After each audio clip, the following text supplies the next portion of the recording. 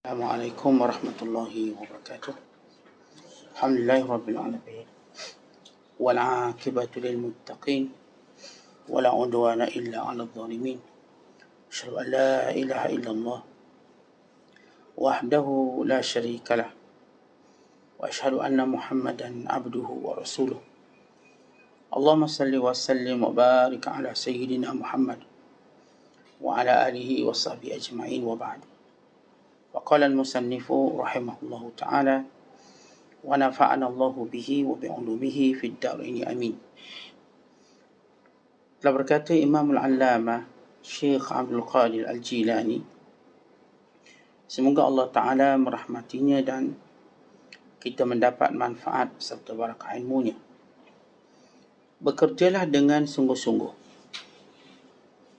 dan jangan bertawakal di atas amalan, kerana orang yang meninggalkan amalan itu orang yang tamak. Dan orang yang bertawakal ke atas amalannya ialah orang ujub dan terpedaya. Ada golongan manusia yang berdiri di antara dunia dan akhirat. Ada golongan manusia yang berdiri di antara syurga dan neraka. Ada golongan manusia yang berdiri di antara manusia dan Tuhan yang menciptakannya.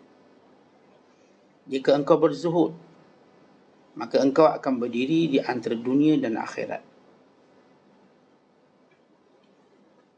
Jika engkau takut, maka engkau akan berdiri di antara syurga dan neraka.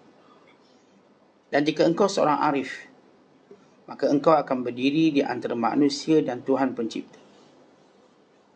Engkau akan memandang manusia sekali dan memandang pencipta sekali yang lain.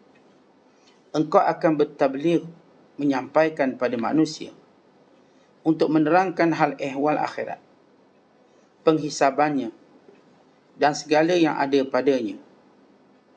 Bukan itu sahaja, bahkan engkau akan memberitahu mereka dari hal apa yang sudah engkau lihat dan engkau saksikan.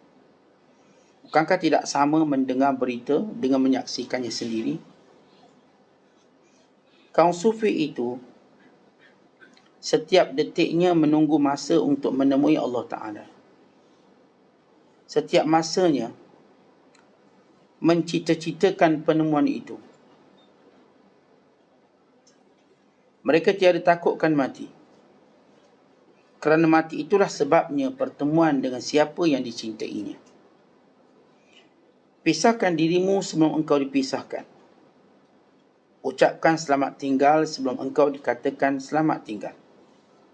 Berpindah sebelum engkau ditinggalkan oleh ahli keluargamu dan sekalian makhluk.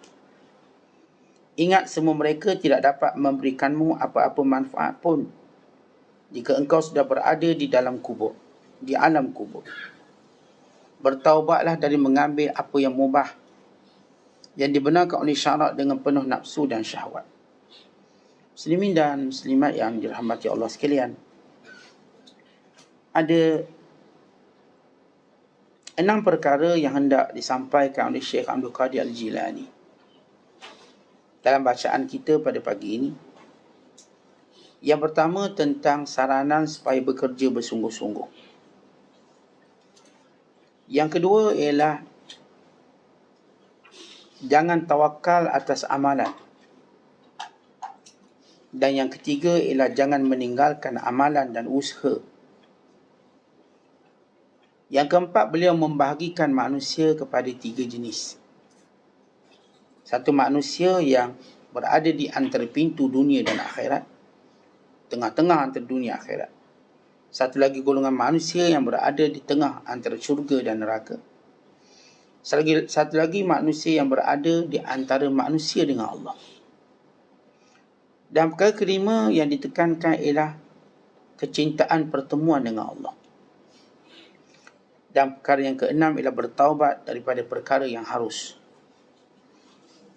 Baik, ini 6 perkara yang hendak dijelaskan oleh Syekh Abdul Qadir Al-Jilani, yang merupakan sebahagian daripada perjalanan hidup kita. Yang pertama, beliau menyebut tentang bekerja mesti bersungguh-sungguh. Dalam satu hadis, Nabi SAW menyatakan, innallaha habba idza amila al-'abdu an yutqinahu.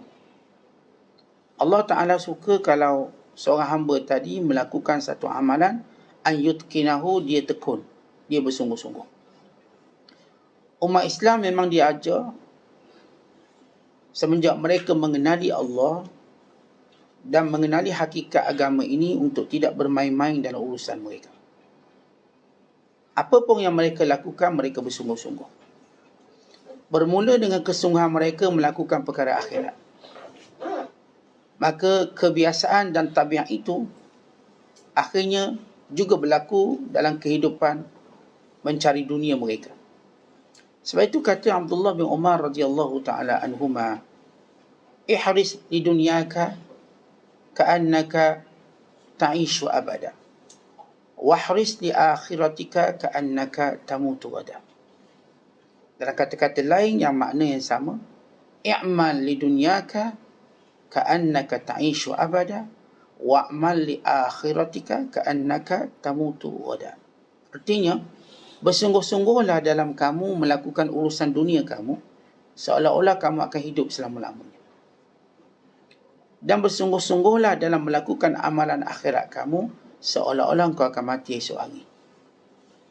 Syiar kita bila buat satu kerja, kita bersungguh. Kita tak paling ke belakang.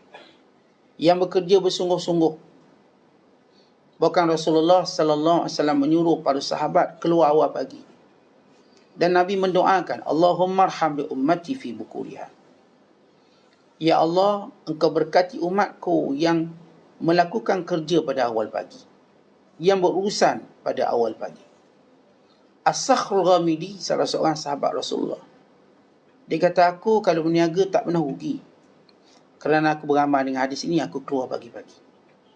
Pagi-pagi keluar. Tuan-tuan tengok, orang Islam sebenarnya menang lawan orang kafir. Daripada permulaan nampak orang Islam leading. Orang kafir buka kedai pukul 10 pagi. Gila mana-mana celah dunia ni.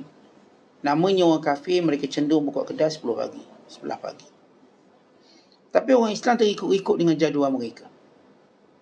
Kita kalau nak kalahkan orang kafir, kita tak boleh ikut acuan mereka. Kita ikut acuan kita. Tapi orang kafir sengaja meletakkan kita dalam acuan mereka supaya selama-lamanya kita tak dapat mengatasi mereka. Lalu kita pun ikut acuan. Dia buka pukul 10, kita buka pukul 10. Mereka memang tak ada subuh. Mana ada istilah bangun awal, tak ada. Kena pula hari Minggu, terus tidur sampai tengah hari. Kita orang Islam bermula dengan qiyamul lail. Bangun kita ni bermula pada qiyam. Kemudian diikuti dengan subuh, diikuti dengan duha. Seolah hari kita ni memang kita sentiasa jaga. Itu orang Islam mulakan dengan kerja, buka awal. Buka awal pagi. Ustaz awal tak ada customer. Itulah keberkatan yang kita tak nampak. Dalam persoalan rezeki, ini orang kafir takkan beriman alal itlaq selama-lamanya. Manakala orang beriman, ada yang jahil tentang ini, ada yang cukup tahu benda ini tentang keberkatan. Maka atas keberkatan ini kita lihat, jalan-jalan keberkatan ini banyak. Antaranya ialah berawal pagi. Hatta kita buat urusan pergi awal pagi. Maka dia memudahkan kita. Dalam kita buat sesuatu perkara, dia mulakan dengan awal pagi. Baik, yang kedua, kita diajar bersungguh-sungguh tadi. Bersungguh-sungguh, itu dengan mengeluarkan segala yang kita ada, kita mampu. Buat sungguh-sungguh. Jangan main-main. Para sahabat ridwanullahi alaihim, bila mereka bekerja, mereka bersungguh-sungguh. Habis saja kuliah bersama Rasulullah, yang sahabat Ansar berada di kebun. Yang sahabat Muhajirin berada di pasar. Dan bila masuk waktu solat, mereka kembali ke masjid. Habis solat, mereka keluar balik bekerja. Mereka tidak ada istilah cuti. Kerja dan kerja. Bekerja sungguh-sungguh. Sebab itu umat Islam mengatasi atau menguasai ekonomi. Tapi orang kafir, bila dia nak kuasai ekonomi, antara perkara yang dia buat, dia biarkan kita menari mengikut rentak dia. Mengikut paluan kompangnya, mengikut alunan musiknya. Akhirnya kita selama-lamanya tidak boleh mengatasi mereka. Sebab itu orang Islam kena buat reform balik tentang cara mereka bekerja. Baik, bekerja bersungguh-sungguh. Namun, Di sebalik kita bekerja sungguh-sungguh, kita tak tawakal pada amalan kita. Kita tak tawakal kepada sebab. Sebab itu Allah Ta'ala menyebut, innamal mu'minuna alladhina idza zukirallahu wajilat qulubuhum wa idza tuliyat alaihim ayatuhu zadatuhum imana wa ala rabbihim yatawakkalun. Kita baca suratul Anfal, Allah Ta'ala berfirman, bahawasanya orang yang beriman itu bila disebut nama Allah gementar hati mereka. Dan bila dibaca ayat-ayat Allah semakin bertambah iman mereka. Dan ke atas Allah sahaja mereka bertawakal. Apa itu makna tawakal? At-tafwid atau tafwidul amrin ila Allah. Ma'al akhzil asbab bijiddin, ma'al akhzil asbab bil amal wasyihadin. Kata ulama, tawakal itu ialah kita menyerahkan urusan kita pada Allah. Dengan kita melakukan segala usaha yang boleh. Dengan bersungguh-sungguh. Tapi asas pertama serah pada Allah. Apa bukti kita tak tawakal dengan usaha? Bukti kita tak tawakal dengan usaha, kalau bentuk usaha tu datang ataupun hilang, kita tak rasa sedih. Kita tak rasa buntu. Tapi orang yang bertawakal pada ataupun yang bertawakal pada kerjanya, dia akan kecewa. Contoh gini tuan-tuan sekalian. Kita kalau pergi, kita ke laut dah nelayan. Kita nelayan. Kita pun dah tahu port mana ikan banyak. Dah tahu. Kita pun berpengalaman lama. Lalu kita pun pergi port tadi, tiba tak ada ikan. Walau kat darat kita sebut, aku dah tahu mana port ikan tenggigi, ikan merah, ikan air, ikan itu. Waktu kita pergi tak ada. Kalau kita bertawakal pada Allah, kita tak sedih. Sebab kita tahu bahawa yang menguasai semua Allah, bukan sebab yang kita pegang tu. Kita selama ni kalau pergi pejabat, urusan kita senang sebab kita kenal pegawai dalam tu. Kenal saudara kita, anak sepupu. Tiba-tiba dia tak datang kerja hari tu. Waktu itu kalau orang bertawakal, dia tetap tenang. Dia tak ada Allah. Susahlah sekarang dah tak ada anak saudara. Tak. Itu sebab zahir yang kalau hilang, kalau datang, kalau pergi, tak akan menambahkan, kita katakan, hubungannya dengan Allah. Dia tetap kekal dengan Allah. Kadang-kadang kita guna tangan untuk pegang, ambil. Lalu Allah uji, tangan kita tak ada. Tangan kanan yang biasa ni tak ada. Maka kita tetap tahu Allah akan hadirkan sebab lain pula. Datang tangan kiri kita pula. Dua-dua tangan tak ada, Allah hadirkan sebab lain pula, kaki pula. Allah Ta'ala akan tutup sebab-sebab ini supaya manusia tak beriman dengan sebab. Sebab ini cuma ikhtiar. Contoh kita tak beriman dengan ikhtiar. Kita beriman dengan Allah, kita tawakal pada Allah. Baik, kalau sekiranya, kalau zaman sekarang ada vaksin, ketika mana tak ada vaksin, kita tawakal pada Allah. Dah ada vaksin, kita ambil sebabnya. Andai kata vaksin ni tak berfungsi, kita pun tak kisah. Kenapa kita tahu itu cuma ikhtiar? Orang kata ambil yang ni pula, kita ambil lagi.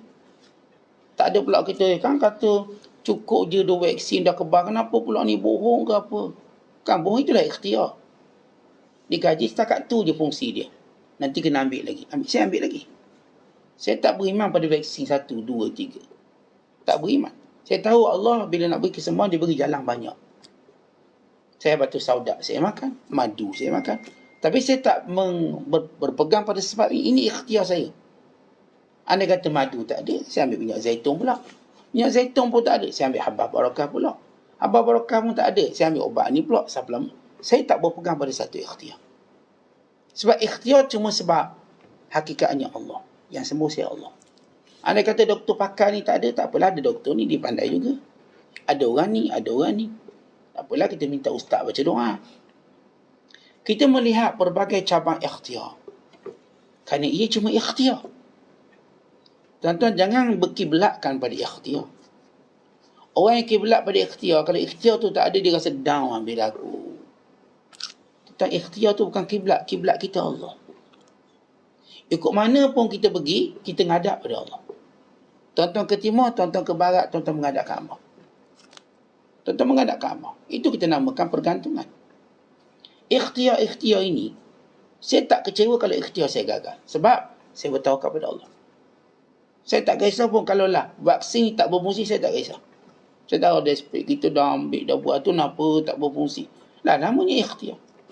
Sejak bila tuan-tuan melihat ikhtiar itu pemutus ataupun penentu segala perkara? Tidak. Kita okey je. Orang tunjuk jalan lain, kita pun pergi lagi. Macam kita umpama orang sakit. Orang kata sini bagus, sini hebat. Kita pergi ikhtiar. Dah kita tak sembuh. Kita pun okey, alhamdulillah, bukan jodoh saya. Pergi sini pula. Bukan jodoh saya. Bukan jodoh saya. Sampai jumpa oleh alhamdulillah, kita cepat-cepat menyebut alhamdulillah. Syukur kita pada Allah SWT. Maka ini dalam kita memahami kesungguhan kita. Sungguh kita dengan makna kita mengambil sebab. Tapi kita tidak tawakal pada sebab. Dan kita juga tidak menjadi golongan yang meninggalkan sebab. Atas alasan kita kata saya tawakal pada Allah. Pada sebab itu kita lihat. Kalau seorang tadi dia tidak mahu tawakal. Tak mahu tawakal, dia bergantung pada sebab-sebabnya, maka dia akan menjadi orang yang terpedaya. Orang sombong. Sebab dia lupa Allah yang beri pada dia. Tapi orang yang menggunakan agama pula untuk menutup kelemahan. Dia berkata, saya tak nak kerja, saya tak nak ambil ubat, saya tak nak berubat, saya tawakal. Saya tawakal. Tapi tak mengambil apa sebab. Orang ni orang tamak. Apa maksud tamak? Kata Syekh Abdul Qadir. Orang ni orang jenis nak mudah. Bukan mereka buruk adab dengan Allah. Maryam AS yang selemah itu waktu melahirkan Nabi Isa. Ketika mana dia mengadu pada Allah lapar, Allah suruh Maryam goncangkan pokok kurma. Padahal Maryam baru beranak. Orang baru beranak, tuan-tuan, mana ada tenaga. Lembek tangan. Baru beranak pula tanpa bidan. Seorang beranak. Bayangkan dengan darah yang keluar dan sebagainya. Ia gambaran orang beranak. Maka Maryam ketika dia kendong Nabi Isa dengan sedih lagi. Nak jawab macam mana ni? Ni anak tanpa bapa. Bimbang, fitnah. Dia yakin pada Allah tapi manusia, kebimbangan pada fitnah tu ada. Dan campur pula lapar. Sehebat mana pun kita, bila kita lapar, goyang kita. Kerana kita manusia. Lalu Maryam bersandar pada pokok kurma. Maka Allah berfirman, "Wahuzi ilaiki bijiz'in nakhlati tusaqit alaiki rutaban janiyya." Wahai Maryam, goncangkan pokok kurma itu, nescaya akan jatuh nanti kurma-kurma yang baik. Rutaban janiyya. Akhirnya Maryam AS pun menolak belakang dia. Kadang dia lemah, baru beranak. Dia tolak belakang, maka dengan izin Allah jatuh. Tapi Allah sebut wahuzi, goncangkan. Bukan semua para Nabi alaihissalam, mereka ialah orang yang paling tinggi tawakal. Tapi mereka mengambil segala sebab. Mereka inilah yang disebut sebagai orang yang betul-betul bertawakal pada Allah. Sebab tawakal tidak boleh mengundang fitnah pada kita dan fitnah pada agama kita. Agama kita naik kerana pahlawan-pahlawan yang kuat. Yang terkena ketangkasan, bermain pedang, kekuatan fizikal yang hebat. Di samping dengan hati mereka bulat dengan Allah. Mereka lah yang mengalahkan kuasa-kuasa besar. Bukan yang duduk dan kata kami bertawakal. Tak buat apa-apa. Sebab itu kata Umar Al-Khattab radhiyallahu ta'ala anhu. Bila beliau menyentuh tentang tawakal. Kata beliau, tawakal yang sebenar itu ialah kamu ambil benih, kamu campak, kamu semaikan, kemudian kamu menunggunya. Maka itulah tawakal pada Allah. Maksudnya ialah, kalau orang tu benar-benar tawakal pada Allah, dia letak satu asas usaha dia. Seorang petani, dia ambil benih, dia pun letak atau dia semai. Baik semai, dia pun tahu dia tak boleh buat apa dah. Kita tak boleh pantau dia daripada dalam lubang. Tuan-tuan gali, tuan-tuan pun letak benih, kemudian tawakal pada Allah.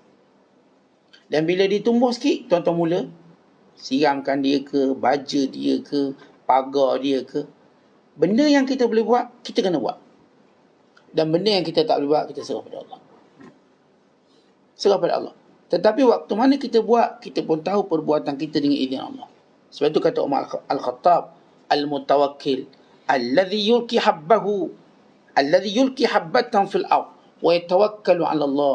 Orang bertawakal yang sebenar ialah yang menyemai benihnya kemudian dia menyerahkan pada Allah. Maksudnya, tuan-tuan, dia buat kerja. Maka inilah tawakal yang sebenar yang disukai oleh Allah. Sehingga Allah Ta'ala berfirman, wa man yatawakkal 'ala Allah fahuwa hasbuh. Siapa yang benar-benar bertawakal pada Allah, Allah akan cukupkan dia. Tentu Allah Ta'ala tak sebut. Biasanya kita kalau buat amalan tu, dibalas amalan tu.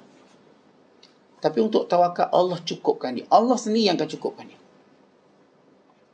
Allah tak wakil-wakilkan yang lain. Allah sendiri cukupkan. Maka hatinya jadi kuat. Hatinya rasa gembira, seronok. Maka ini pencukupan daripada Allah SWT. Kalau kita nak beza, baik kita tahu ada orang, kalau orang kafir, dia memang beriman pada sebab. Ini tak termasuk dalam perbincangan kita. Ataupun kita katakan orang, kita nak bercakap tentang kalangan orang Islam. Orang Islam ni ada dua kelompok. Yang tawakalnya dengan tawakal sebenar. Ini disebut dalam hadis. Lau annakum tawakkaltum 'ala Allah haqqa tawakkuli la razaqakum kama yarzuqut tayra. Kalau benar kamu bertawakal pada Allah dengan sebenar-benar tawakal, Allah akan berikan kepada kamu rezeki seperti burung. Kita pun tengok burung. Burung, tuan-tuan, dalam nilai tawakal dia, apa dia buat? Apakah dia duduk kat sarang, lepas tu dia nganga mulut? Dah. Tunggu makanan turun dari langit? Ataupun dia keluar dari sarangnya? Dia terbang. Dia cari. Kemudian sampai masa dia balik semula ke sarang. Tetapi burung tak akan lepak dalam sarang. Dia tak macam kita yang lepak kat rumah. Tuan-tuan takkan jumpa burung lepak kat sarang. Dia hanya balik ke sarangnya untuk tidur atau beri makan pada anaknya. Tidak pada yang lain. Tak adalah burung hari ni kita lambat sikit lah keluar pukul 9.30. Burung lain semua keluar, burung tu tak keluar lagi. Tak ada. Hakikatnya burung, perangai dia sama. Masuk saja, keluar saja matahari, dia mula keluar. Dia dah keluar. Fajar, subuh dah keluar dah. Keluar. Dekat nak maghrib, kita pun tengok dia balik ramai-ramai. Ada tak yang lepak dalam sarang? Tak ada. Kalau tuan-tuan cek sarang-sarang burung. Zaman-zaman kita jenis tangkap burung, zaman-zaman budak main hutan. Kalau kita jumpa dalam sarangnya cuma telur dia. Atau anak kecil dia. Kalaupun kita jumpa mak dia sebab mak dia nak ngeram telur, ataupun saya nak beri makan pada anak kecil. Tak ada kita tengok ada bapak burung terguling, golek. Tak boleh lepak, biar bini lah kerja. Tak. Laki bini kerja. Burung ni tuan-tuan, laki bini kerja. Macam kita lah, laki bini kerja. Semua pekat keluar. Sampai masa mereka balik. Ini panggil haqqa tawakkuli. Tawakal sebenar. Kalau betina perlu ada pun untuk apa? Ram telur. Ada sejenis burung di pantai. Mereka ni ada tabiat berkongsi jaga anak. Kalau betina cari makan, yang jantan akan jaga anak. Kalau yang jantan cari makan, yang betina jaga anak. Dan mereka juga bergilir-gilir mengeram telur.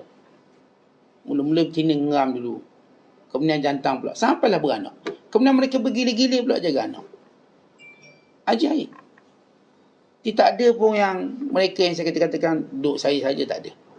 Tuan-tuan, dalam alam binatang ada yang iktibar dan pengajaran.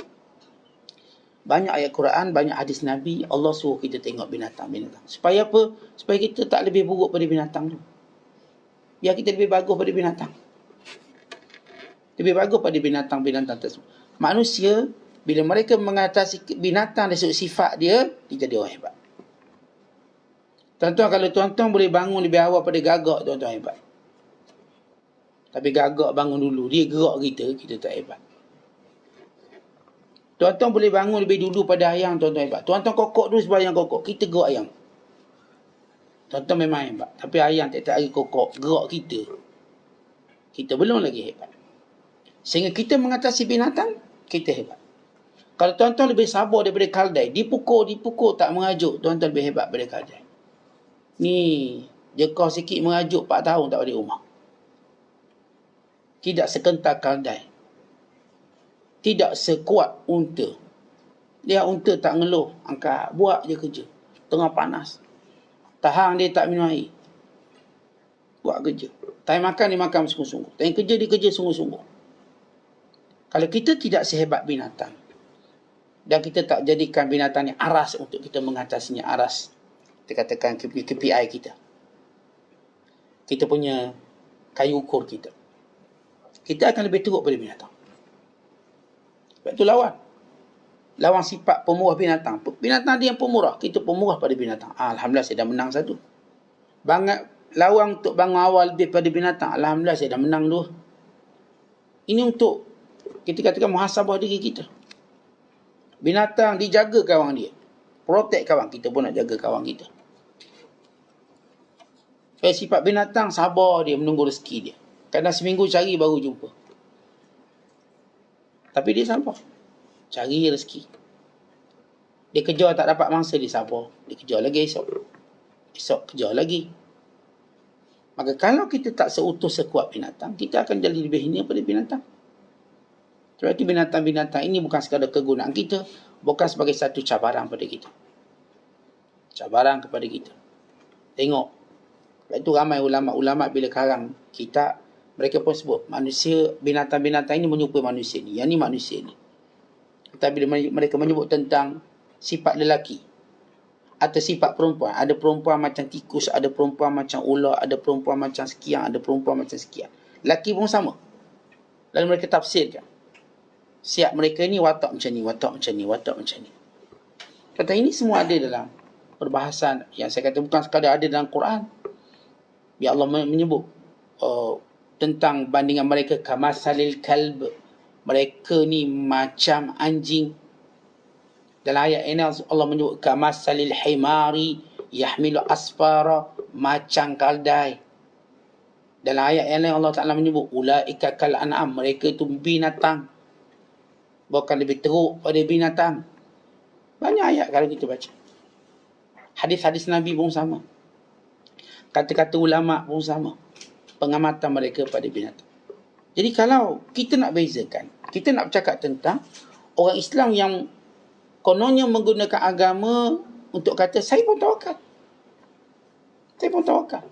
Jadi kita ada dua istilah. Pertama kita panggil at-tawakkulu, tawakal. Yang kedua kita panggil tawakul. Dipanjangkan tawakul. Tawakul ataupun tawakal dengan tawakul. Apa beza tawakal atau disebut tawakul dengan dipanjang sikit, wakul. Tawakul. Tentu ada 7 beza dia, kata ulama. Orang yang benar-benar bertawakal dengan sifat-sifat yang Allah ajar, bukan menggunakan tawakal bagi menyembunyikan kemalasan, bagi menyembunyikan, bagi menutup keaiban diri kerana tak mau berusaha, lalu menggunakan agama saya bertawakal. Belajar lebih kurang kita tawakal, penting tawakal. Berobat pun tak nak, kita tawakal. Baik, kita tengok apa beza. Ada 7 beza kata ulama. Yang pertama, saya bercakap tentang orang benar-benar tawakal, jadi kita akan tahu berlawanan sifatnya itu ialah tawakul. Orang yang benar-benar bertawakal pada Allah, dia benar-benar bergantung pada dirinya. Dia tak akan bergantung pada orang lain. Orang ni ya'tamidu ala nafsi, macam mana pun dia usaha sendiri, dia tak akan bergantung pada orang lain. Dia akan cari sendiri. Bahkan bila dia berusaha, yattasifu bin nasyat, dia akan usaha bersungguh-sungguh. Wal amal, dan bekerja berterusan. Kita tahu ini orang tawakul. Ini orang yang tawakul, yang bertawakal. Tapi orang yang tawakul, pura-pura tawakal, mereka bergantung pada orang. Saya tawakal, lepas tu minta orang ni. Maknanya dia bergantung pada orang. Dia tak bergantung pada diri dia. Dia tak kerja dengan sendiri, dia minta orang yang kerja bagi pihak dia. Yang kedua kata ulama, bahawa Allah redha dia, Allah jaga dia daripada segala kejahatan, keburukan. Dan Allah berikan kepada orang yang benar-benar tawakal ini kunci kebaikan. Daripadanya kebaikan-kebaikan diperolehi oleh manusia, dan Allah mustajabkan doa dia. Orang kalau benar bertawakal pada Allah, Allah redha pada dia. Kerana itu Allah suruh kerja tadi. Dan Allah pelihara dia daripada kejahatan. Allah pelihara dia daripada keburukan. Dia, kita katakan, yang ni yang kata atas nama tawakul, ada je benda dia kena. Yang ni tak, Allah pelihara dia, terjaga. Maka Allah jadikan dia kunci pada kebaikan. Orang-orang lain dapat kebaikan melalui dia. Imam di sponsor sana, sponsor sini. Imam ditolong sana, tolong sini. Ini orang benar-benar tawakal pada Allah. Sebab dia menjadi kunci kebaikan untuk orang lain. Orang lain seolah-olah tak boleh masuk pintu tadi melainkan melalui dia. Melalui dia. Ini orang benar-benar bertawakal pada Allah. Bukan bertawakul. Jadi dia Allah jadikan sebagai kunci kebaikan. Bila Allah redha seorang hamba, Allah jadikan orang tu kunci kebaikan.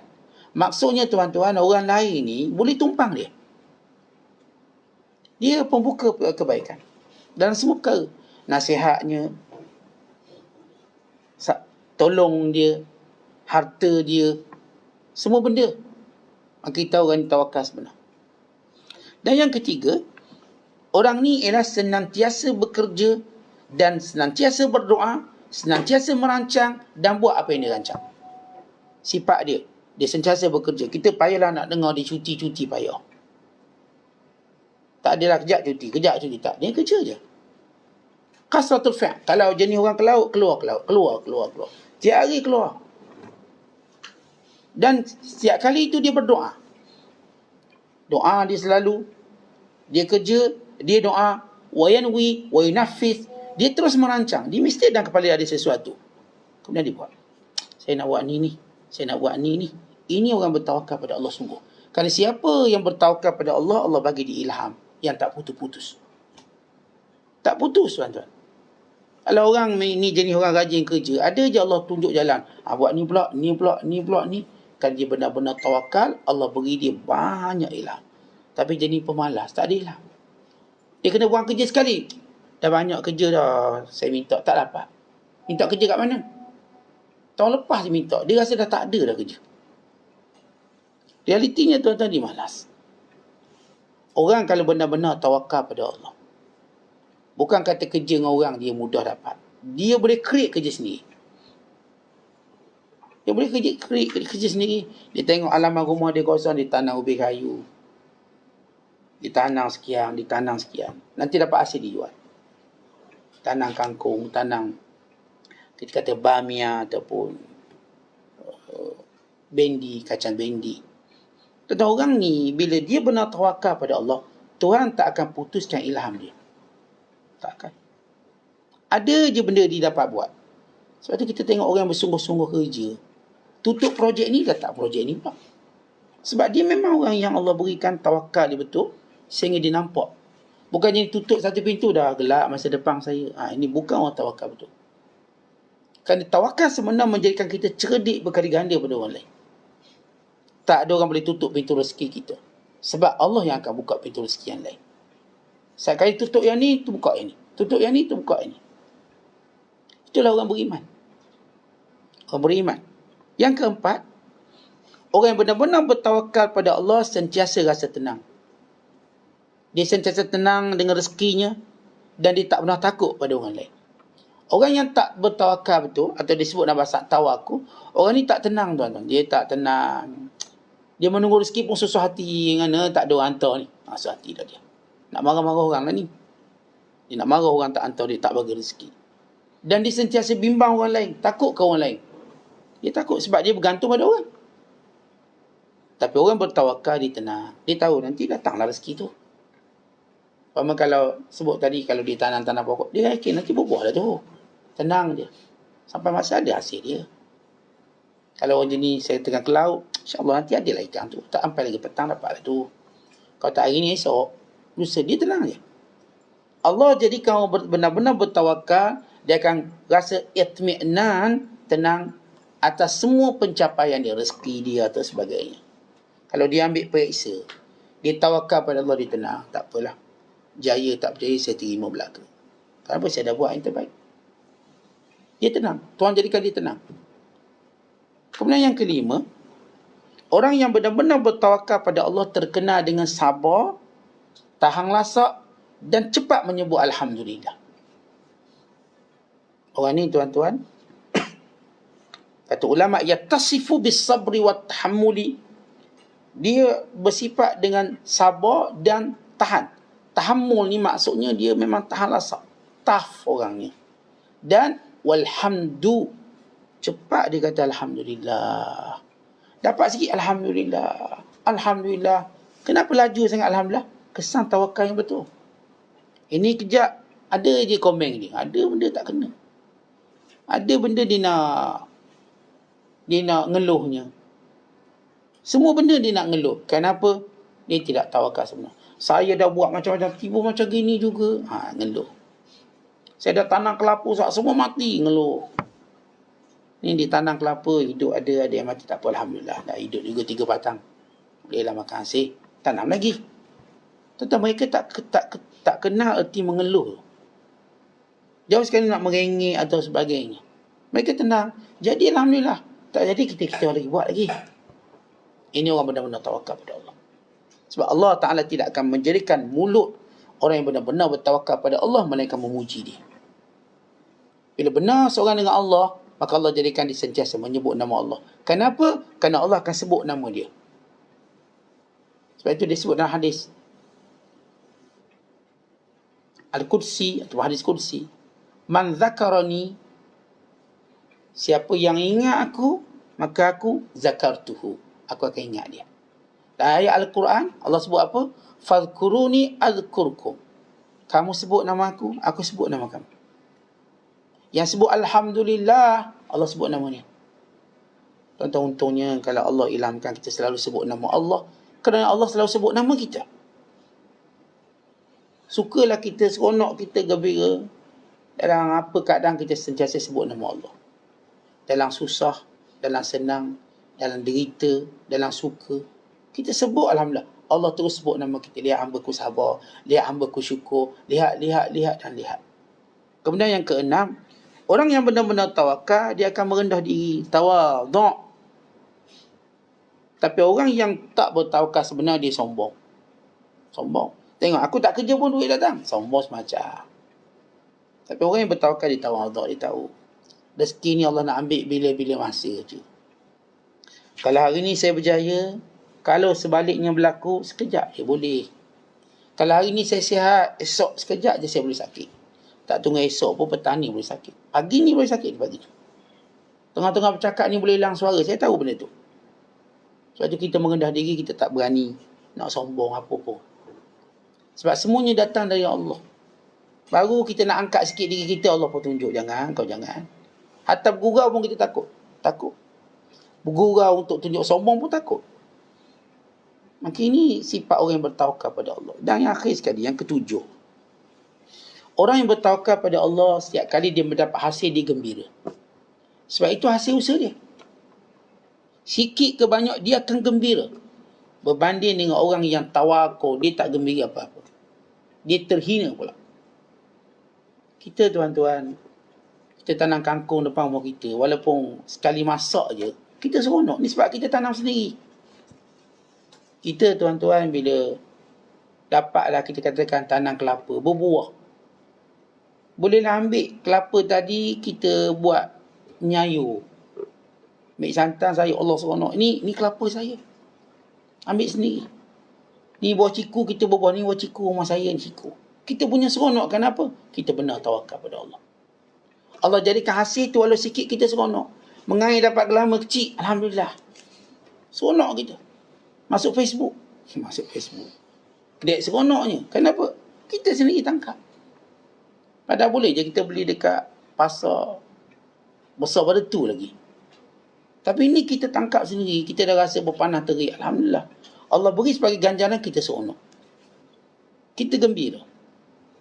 Lepas tu orang yang tawakal ni tuan-tuan. Sentiasa Allah Ta'ala berikan dia kecukupan. Syekh menyebut tentang nilai tawakal kita sebenarnya. Sebab itu bila kita bertawakal kepada Allah SWT, Allah Ta'ala akan cukupkan kita. Bukan kata Hasan al-Basri, ada dua benda yang menunggu kita kalau benar kita tawakal pada Allah. Kalau benar-benar. Yang pertama ialah kemuliaan, yang kedua ialah kekayaan. Al-ghina. Kekayaan dan kemuliaan ini sedang bergerak. Yajulan. Dia sedang melewa-lewa, kata orang kampung saya. Melewa-lewa, dicari sesuatu. Dia cari siapa? Dia cari orang yang tawakal. Bila orang tu benar bertawakal, dia akan menetap pada orang tu. Dan bila dia menetap pada orang tu, dia tak akan keluar lagi. Apa dia? Dan ghina, kemuliaan dan kekayaan. Dia jenis kaya tak akan jatuh. Dan dia akan mulia, tak akan terhina. Sebab dia tawakal pada Allah. Orang ceritalah ekonomi bla-bla, dia tetap stabil. Kita tengok kisah Abdul Rahman bin Auf, Usman bin Affan. Macam mana pun berlaku, dia stabil. Kenapa? Kuat tawakalnya pada Allah. Sebab itu kata Hasan al-Basri, ada dua benda, dua kejayaan, yang namanya izzun, kemuliaan, dan juga ghina, sedang mencari seorang yang berpuatakkan tawakal. Bila orang tu benar-benar bertawakal pada Allah, maka Allah cukupkan dia. Pada tahap itu, tuan-tuan, keyakinannya mampu mengalihkan gunung ganam. Keyakinan dia tu mampu. Keyakinannya mampu mengeluarkan ikan paling besar daripada lautan. Kenapa? Dia yakin pada Allah. Ini semua makhluk Allah ni. Itu Allah Ta'ala sentiasa ingatkan kita tentang ayat-ayat tawakal. Pernah satu ketika, tentang kita lihat satu figure ataupun satu syakhsiah hebat dalam Islam, namanya Umar bin Abdul Aziz. Umar bin Abdul Aziz ni, orang mengadu semua pada dia. Dia bila orang tu Allah Ta'ala pilih, semua pengaduan Allah jadikan dia yang menanganinya. Kalau kita tengok tuan-tuan tok guru ni, dia bukan ditanya hak agama, semua benda. Semua benda ditanya, minta. Orang datang jumpa tuan-tuan guru, tok guru, orang soleh, orang baik. Kenapa? Demikian Allah kumpulkan kebaikan pada dia. Satu hari, seorang Gubernur Umar bin Abdul Aziz di Afrika, dia mengadu negeri dia ni, yang tempat dia takbir, penuh kali jengking. Penuh kali jengking. Dan penuh hawam. Penuh serangga. Jadi penduduk situ jadi susah. Dia pun tak tahu dah nak menangani. Dah tangkap, dah bunuh. Dah apa yang patut buat belaka. Tapi benda tu banyak. Banyak. Lalu dia tulis surat kepada Umar bin Abdul Aziz radhiyallahu ta'ala. Lalu Umar bin Abdul Aziz balas surat dia. Dia kata apa? Wa ma ala ahadikum iza amsa wa asbaha an yaqul wa ma lana alla natawakkala ala Allah.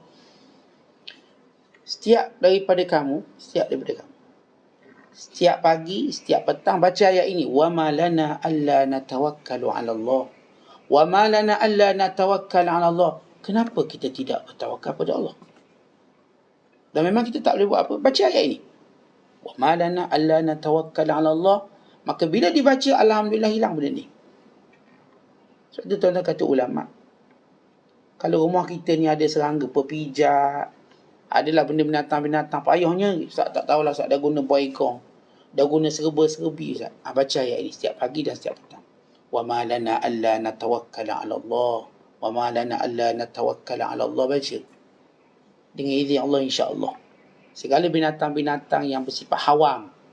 Hawam ni serangga-serangga. Atau benda yang berbahaya, Allah pelihara kita. Ini sebahagian daripada doa. Itu tuan-tuan, tawakal yang sebenar menjadikan seorang itu mendapat kebaikan-kebaikan yang tidak diperolehi oleh orang lain. Saya teringat satu kisah yang menarik tentang tawakal ni. Bila dua orang sahabat Rasulullah, satu namanya Salman Al-Farisi, satu lagi ialah Abdullah bin Salam. Mereka ni rapat. Lalu kata Salman, kata Abdullah, siapa antara kita yang mati dulu, dia mesti datang dalam mimpi. Andai kata engkau mati dulu, kau jangan lupa datang dalam mimpi aku. Kalau aku mati dulu, aku akan datang dalam mimpi kamu. Dan tolong beritahu apa amalan yang Allah suka. Lalu kata Abdullah bin Salam, boleh ke macam gitu? Boleh ke masuk-masuk mimpi orang ni? Dah mati ni. Boleh tak? Ya, kalau hidup ni kita dah biasa masuk-masuk mimpi sebagai satu bentuk permainan tidur atau satu bentuk takbir. Ini orang mati kita nak jumpa. Sebab tentang mimpi jumpa orang hidup tu senang. Sebab hubungan kita sama-sama dia, sama-sama hidup. Mimpi senang. Mimpi jumpa orang mati ni bukan semudah itu. Sebab itu kita ni jarang jumpa orang mati, jarang. Bukan saya kata tak ada, jarang. Kalau saya tanya tuan-tuan berapa kali mimpi mak ayah, mungkin ada, jarang lah, setahun sekali. Mimpi orang hidup, mimpi jumpa suami tiap-tiap hari, Ustaz. Itulah alam jaga mimpi dia, jumpa dia. Mimpi pun jumpa dia, meluap betul. Dua-dua jumpa. Kerana emosi kita berkait dengan orang hidup tu kuat. Maka sebab itu mimpi tu datang. Ustaz saya kadang biasa kena marah. Dia bini, mimpi pun bini marah juga Ustaz. Oh, teruk ni. Bini dia marah juga tengah tidur. Ni teruk ni. Sebab apa dia perlu takutkan bini dia. Yang isteri pun sama. Mimpi pun kena marah di suami juga. Dia tak boleh lari. Alam mana pun dia masuk, laki dia jaga. Cari dia. Tapi bila jumpa orang mati ni tuan, dah sebab hubungan kita dah tak ada. Tak kuat. Dengan orang hidup ni kuat. Kita jumpa, kita kontak, kita berhubung. Orang mati ni kita dah sibuk macam lupa dah mak ayah. Allah mengilamkan kita ke kubur ni. Ingat balik. Atau balik kampung tengok rumah, ingat balik. Dan keadaan macam ni kita macam tak ingat orang mati. Sebab kita dah terputus hubungan emosi dengan dia. Secara umumnya. Jadi bila Salman kata gitu, Abdullah kata, boleh ke? Kata Salman, orang beriman bila mati, rohnya bebas ke mana-mana termasuk ke syurga. Kalau dia boleh ke syurga, setakat masuk dalam mimpi itu, mudah.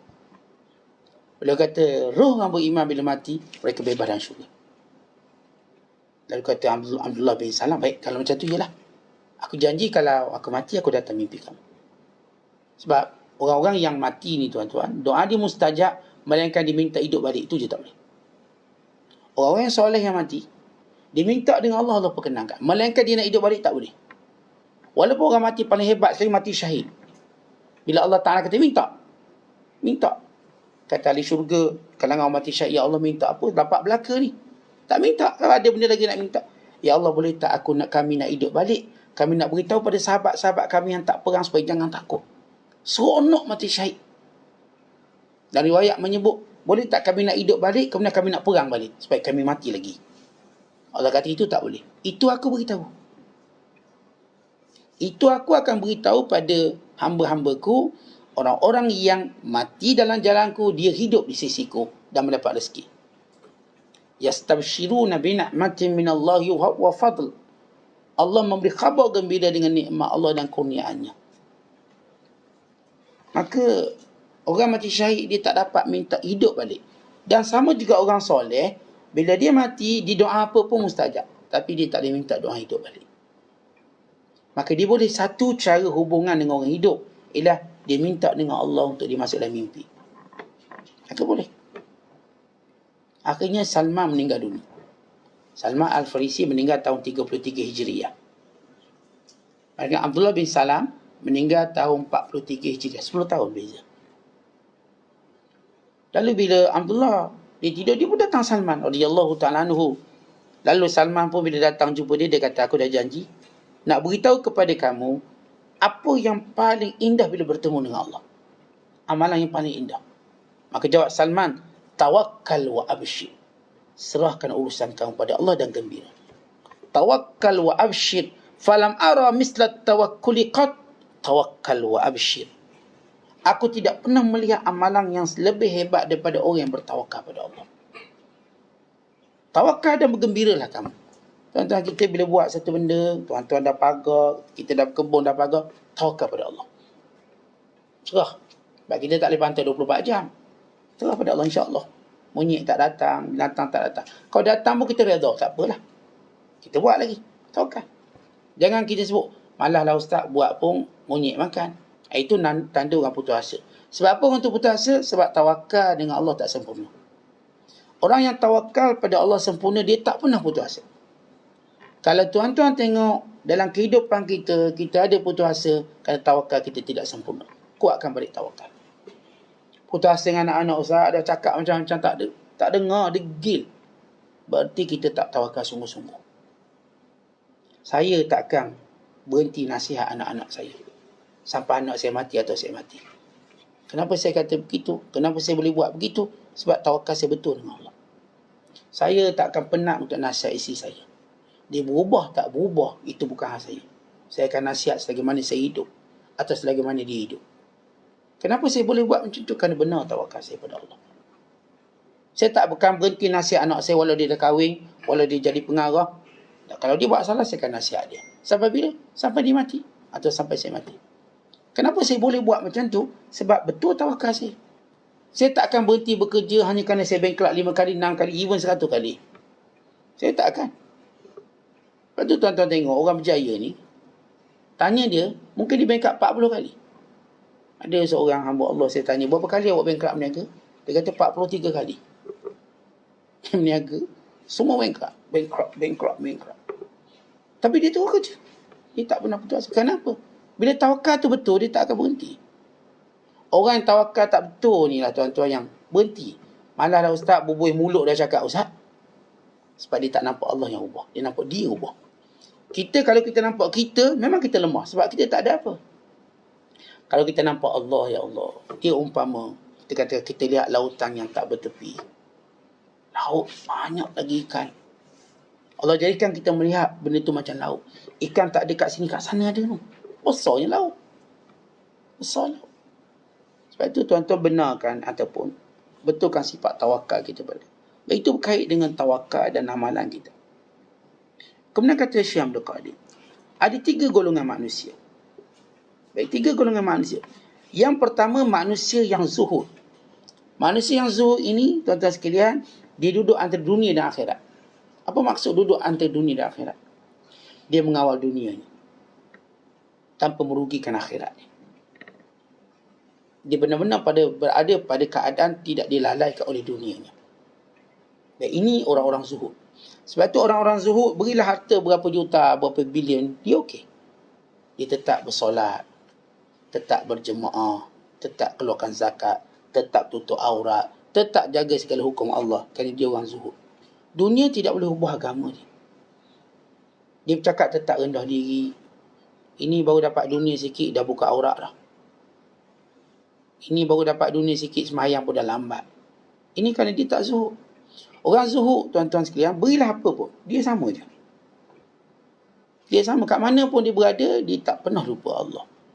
Baik, golongan yang kedua ialah golongan yang takutkan Allah.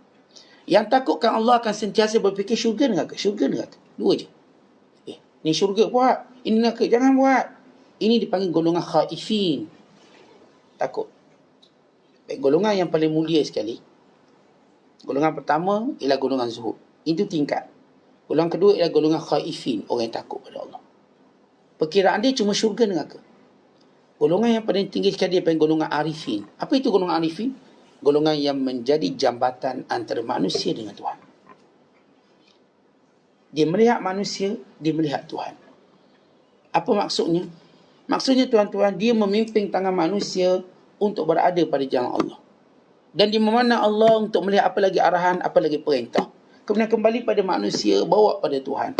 Inilah mereka golongan para ulama, para awliya.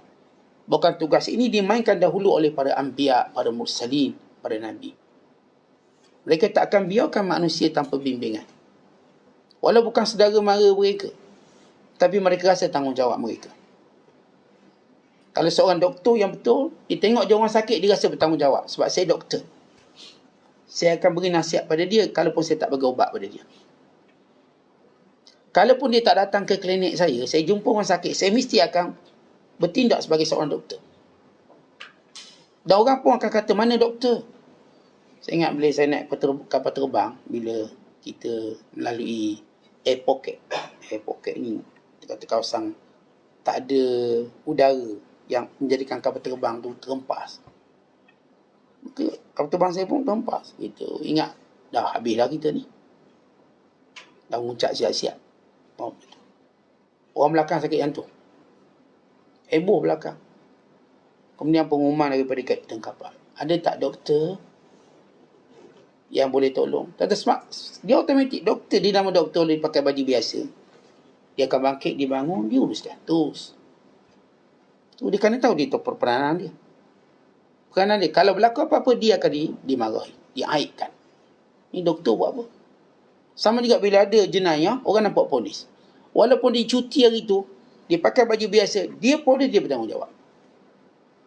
Saya cuti ni, saya tak bukan on duty. Teruk dia kena kecam. Teruk. Demikian juga orang-orang alim, orang arif ni tuan-tuan. Dia tengok kejahilan, dia tak akan kata, saya cuti hari ni, lain kali lah. Lain kali saya nasihat, hari ni saya cuti. Sebab hari ni cuti satu Malaysia. Tak. Kalau dia benar-benar ulama, mulutnya tak pernah cuti. Dia akan tegur nasihat. Nampak je kemungkaran, dia akan tegur. Nampak je benda yang dia boleh nasihat, dia akan nasihat. Sebab tu kita tak duduk dengan dia melainkan ada nasihat dia. Sebab dia tahu peranan dan tanggungjawab. Ini orang arif billah. Kita ada golongan yang zuhud. Orang ni, dunia dia tak boleh kacau akhirat. Sebesar mana pun dunia datang. Yang kedua, golongan yang takut pada Allah. Khaifin dipanggil. Orang ni tuan-tuan dalam bicara ni syurga atau neraka? Dia tak ada yang lain. Ini syurga. Laju je dia. Ini neraka. Jauh je dia. Takut. Dan golongan ketiga ialah menjadi jambatan antara makhluk dengan Allah Ta'ala. Golongan inilah kata Syekh Abdul Qadir. Dia dapat cerita sesuatu macam dia tengok. Dia kalau dia cerita kiamat, kita nampak dia macam salah seorang yang pernah melalui kiamat. Dia kalau dia cerita kubur, kita tengok dia macam dia pernah masuk kubur melihat benda itu. Allah beri dia musyahadah. Orang ni tuan-tuan sekalian, dia beri ilmu bukan sekadar ilmu hafazan, tapi ilmu musyahadah. Seperti kalau dia bercakap, dia nampak. Guru kami menceritakan, dia kalau baca sirah Rasulullah, dia akan dibawa kepada tempat itu. Dibawa pada tempat itu. Sehingga kata guru kami, saya dapat melihat Rasulullah. Saya tengok Rasulullah. Dia kuat dibaca, sampai dia dapat bayangkan benda itu. Terlalu kuat bayangan dia. Jadi bila seorang dia, kita katakan, mendalam pada sesuatu, dia seperti melihatnya. Kata doktor dia cerita bab kumang, kita rasa macam dia pernah jumpa dengan kumang tu. Kumang tu macam ni. Detailnya dia cerita macam dia berada. Sebab ilmu dia menjadikan dia akan terbuka pada musyahadah. Dan demikian orang yang kenal Allah, dia bercakap tentang kiamat, dia bercakap tentang hisab, seolah-olah dia baru pulang daripada padang hisab. Seolah-olah. Dan orang macam ni memang Allah perlihatkan mereka dengan pelbagai cara, mimpi. Allah perlihatkan mereka melalui mimpi-mimpi. Kita bukan sikit para ulama bermimpi kiamat, melihat keadaan kiamat. Sehingga mereka boleh menceritakan sebahagiannya. Bahkan bila mereka bercerita tentang hal itu, kita seperti dekat dengan mereka. Mereka cerita syurga, kita rasa macam kita dibawa bersama ke syurga. Mereka cerita neraka, seperti kita dibawa singgah ke neraka. Rasa. Sebab Allah berikan kepada mereka penglihatan itu. Musyahadah dipanggil. Lihat macam mana tuan-tuan sekalian. Dek kerana mereka menjalankan perintah Allah, maka Allah hadiahkan mereka dengan musyahadah. Dengan keyakinan tadi, dengan ain yakin, dengan ilmu yakin, maka Allah Ta'ala mempertontonkan kepadanya. Sebahagian yang tidak boleh dilihat oleh orang lain, ini kita sebut kasyaf. Atau kita sebut juga dengan perkataan mukasyafat.